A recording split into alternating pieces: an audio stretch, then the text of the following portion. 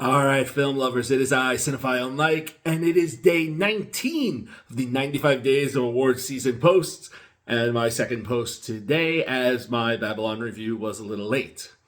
Now, I know it's a little bit technically into day 21, but it's still day 19 in Central Standard Time when this post is going, so we're going to go with it. And now for today, I am here to review Joseph Kosinski's action film and sequel, Top Gun: Maverick, a film that we waited 30 years for as a follow-up to Tony Scott's 1986 original. Right off the bat, I am going to say that this film pulls off that rare feat of being better than the original. The reason is, while the first film introduced a series of characters, it didn't feel that the film had really high stakes for the action that occurred, as opposed to the way that this one does.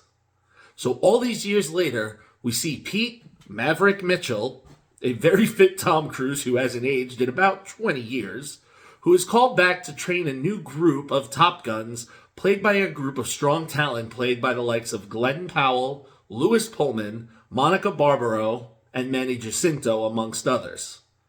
Additionally in this group is Miles Teller, playing the pretentious, cocky character he has perfected in several other films, is Bradley Rooster Bradshaw.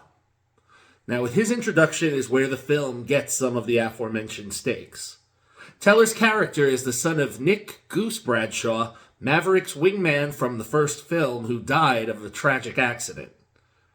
Rooster blames Maverick for this and has all these years, and for other reasons which I will leave unsaid so as not to spoil the film itself, but that add to raising the tension as Maverick is trying his best to train this team to engage in a very dangerous mission to destroy an unsanctioned uranium enrichment plant.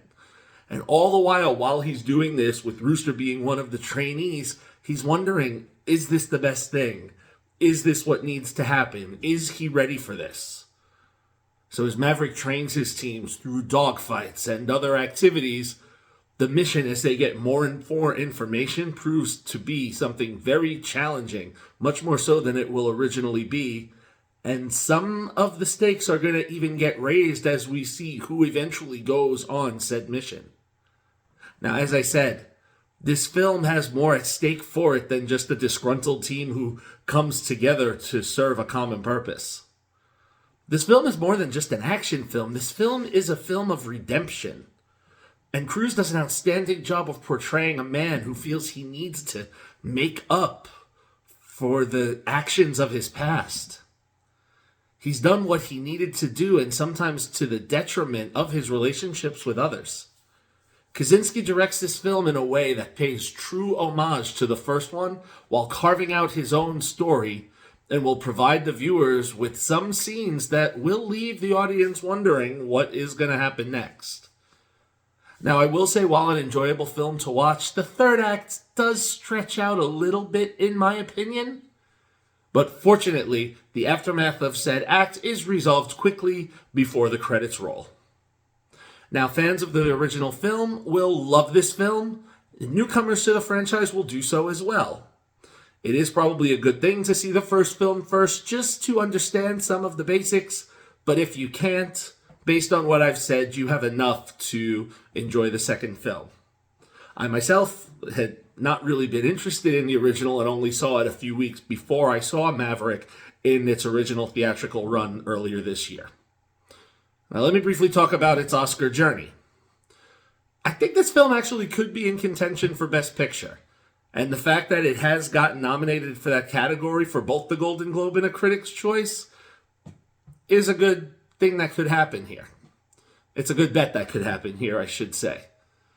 Additionally, I think Lady Gaga, along with Blood Pop and Benjamin Rice, could end up nominated for their incredible song, the ballad Hold My Hand, which would put Lady Gaga in the Oscar nominee light again for Best Song after her win for A Star Is Born. Additionally, based on the recently released Oscar shortlist, Top Gun Maverick is a finalist for nominations in sound and visual effects, and I do believe that it could get one of the 5 spots based on the work of the people on the film. For me, Top Gun Maverick is a 4 out of 5 stars. As I said before, this film is a stronger piece than the original, but there were still some parts that dragged. Now, as of this post, you can catch Top Gun Maverick streaming on Paramount Plus or other VOD outlets, or you can pick up a copy at your local retailers if you are a physical disc kind of fan, like I am. I will see you tomorrow for day 20 of the posts as I review the unintended soulmate to the menu, which I referenced last week, which is Robert Oslin's Triangle of Sadness. Until then, this is Cinephile Mike saying, take a break and watch something new.